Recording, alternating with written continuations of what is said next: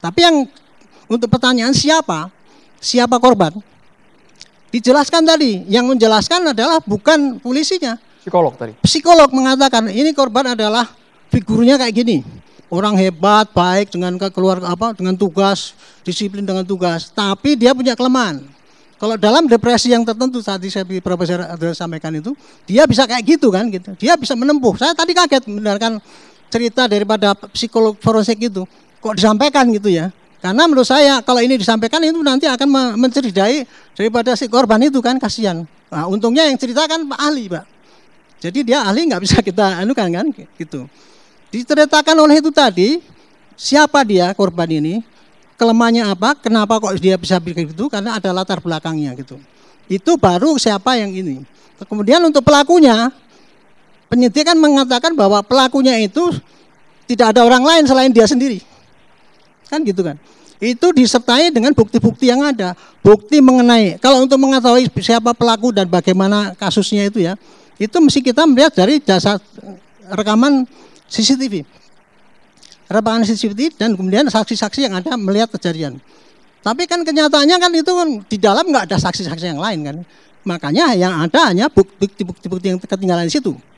Di antaranya adalah sidik jari. Tadi dalam menerangkan bahwa di situ hanya sidik jarinya hanya satu orang yang identik itu tadi pun itu yang ngomong ahli Inavis, bukan penyidik.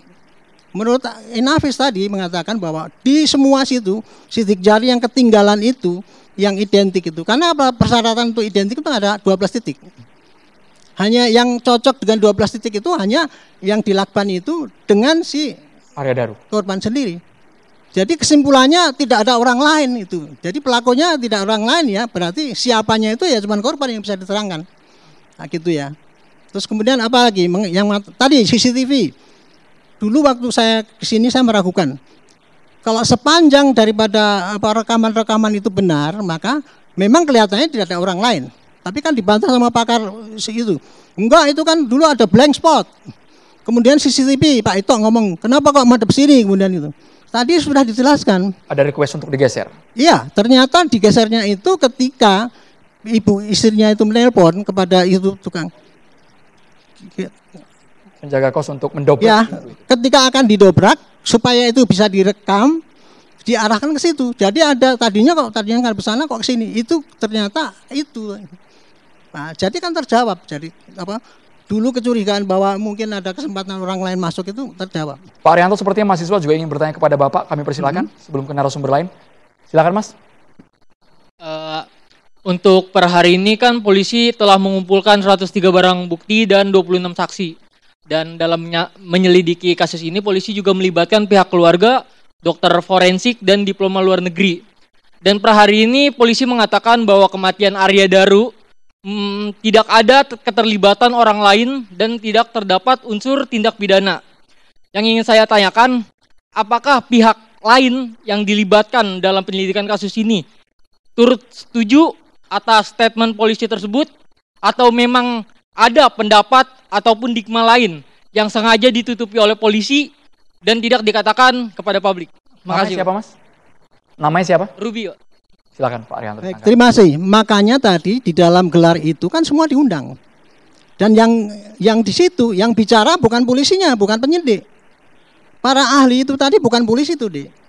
Jadi ahli psikologi forensik sendiri. Kecuali kalau lapor itu laboratorium polisi ya memang yang itu sudah mempunyai kualifikasi yang terbaik di Indonesia itu. Tapi kalau untuk ahli yang lain itu bukan dari polisi. Jadi apa yang disampaikan oleh mereka itu tadi tidak ada kayak model hakim itu dissenting opinion itu tidak ada. Yang disampaikan tadi itu hanya fakta yang terjadi di lapangan. Jadi ini bukan masalah pendapat ya, tapi fakta yang di lapangan. Seperti fakta apa rekaman dari CCTV itu tadi. Kalau dulu kan diragukan, jangan-jangan CCTV-nya itu apa? Ada potongan. Ada potongan gitu kan. Itu disebutkan potongannya itu tidak ada. Selama durasi dari 1 hari sampai terjadi itu tidak ada potongan-potongan itu. Sehingga itu bisa dijamin itulah kejadian yang sesungguhnya. Selama kejadian itu tidak ada orang pun yang kelihatan kan masuk atau apa. Ditambah lagi Pak Yusuf tadi mengatakan Kompolnas ngecek ke dalam sampai lihat perangkap 3 itu Pak. Jadi nggak mungkin seperti yang dulu sampaikan Pak Ito itu katanya itu kemungkinan kan bisa dari luar gitu kan. itu apa orang masuk kemudian ditutup dari luar kan ngunci sendiri tuh. Nggak bisa itu karena apa? Sama-sama mantan penyidik aja udah beda ya Pak ya? Iya makanya tuh. Ya itu kalau kita berasumsi boleh saja memang karena kita melihat data yang sepotong-sepotong itu tadi, kita bisa menafsirkan yang lain-lain Pak itu. Begitu ada temuan itu di atas roof itu kan. Itu kan diumumkannya kan setelah 1 minggu atau 2 minggu. Ya 2 minggu kan. Pertama kali cuma diomongkan itu tadi rekaman-rekaman yang ada di dekat itu. Tapi kemudian ada di roof sana. Lah kita pusing lagi kan. Nah, terus kemudian kalau di roof bisa ditafsirkan apa kalau orang mau bunuh diri itu lihat-lihat gitu kan gitu Pak. Ditafsirkan kan bisa jadi gitu. Nah, ternyata ya gambar yang di roof itu Pak sampai ke bawah itu hanya bisa membuktikan bahwa dia itu dari tempat itu sampai ke situ dan sampai beliau meninggal itu tidak ada orang lain yang masuk ke situ. Itu untuk mendukung itu. Jadi intinya begini. Apa yang disampaikan oleh penyidik itu adalah suatu fakta maksimal yang bisa dikumpulkan oleh penyidik ya. Dengan penafsirannya menghadirkan semua ahli itu, gitulah kira-kira kesimpulannya ya. Dan kemudian kenapa kok pengumumannya tadi Pak Prof kok tidak tutup poin itu ya. Saya jelaskan.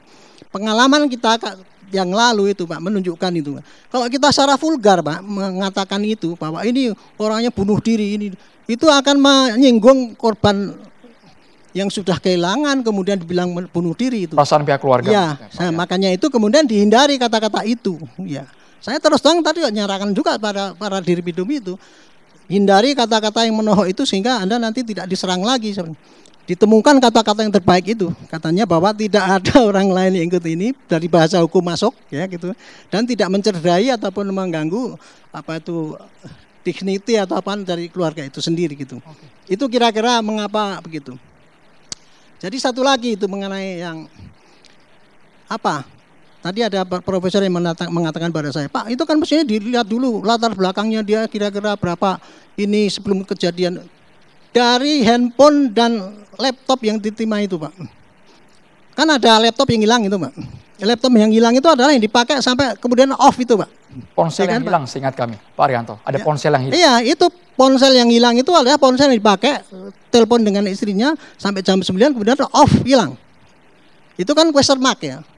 Itu bisa diterangkan tapi tidak diterangkan karena masalahnya itu nanti akan menyinggung daripada yang bersangkutan. Makanya tapi dari cuplikan-cuplikan handphone yang lama Pak dibandingkan dengan laptop karena dia link itu dengan laptopnya itu di trace itu ternyata selama 2 tahun yang terakhir ini dia itu sering-sering lihat mengenai bagaimana kalau orang mau bunuh diri gitu Pak.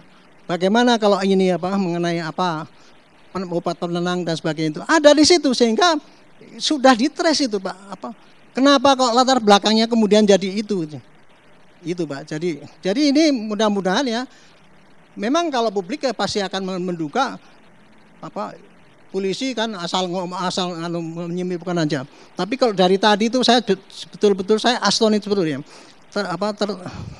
Terperangah dengan kedetailan daripada penyidik yang melakukan tindakan ini. Oke, dan saya kira tidak ada perlakuan khusus sama sekali Pak Arianto ya, Prof. Tidak ada perlakuan khusus sama sekali. Bukan perlakuan khusus Pak, tapi keseriusan daripada penyidik itu karena ditantang kan. Polisi kan sekarang ditantang ini menutup-nutupi dan kemudian selama ini kan dibilang kerjanya kan hanya kalau ada dia pihak gini terus dia membantu kan gitu. Tapi ini penyidik betul-betul saya begitu lihat tadi ya press release hebat betul menurut saya. Karena masing-masing ahli itu menerangkannya dengan detail. Seperti tadi Inavis mengatakan bahwa ini enggak identik. Dia mengatakan bahwa menurut ketentuan iya Pak, peraturannya pakai standar ini dan sebagainya ini minimal ada 12 titik itu. Saya dulu belajar di AKB kayak gitu. Termasuk juga para ahli toksikologi segala itu menerangkannya dia kenapa meninggalnya itu. Saya kan kemarin bingung ya. Nanti menerangkannya matinya kenapa ya? Ternyata kan cuma pakai teknis, bahasa teknis. Bahwa meninggalnya di dalam sini tidak ada kelainan toksin yang ada di dalam sini. Tidak ada obat-obat yang membuat mati orang misalkan apa racun atau sianida atau apa dan sebagainya. Tetapi yang ada adalah bekas-bekas luka-luka sini. Ini sekaligus menjawab bahwa karena orang akan berteori kan kalau ada orang mati itu masih meronta-ronta gitu dan sebagainya. Jadi ternyata menurut terjawab Pak dengan Arianto, keterangan kasus itu. ini sudah betul-betul terang benderang, sudah clear, harusnya publik puas dengan hasil penyelidikan pihak kepolisian. Sesaat lagi kita akan kembali tetaplah di Catatan Demokrasi pemirsa.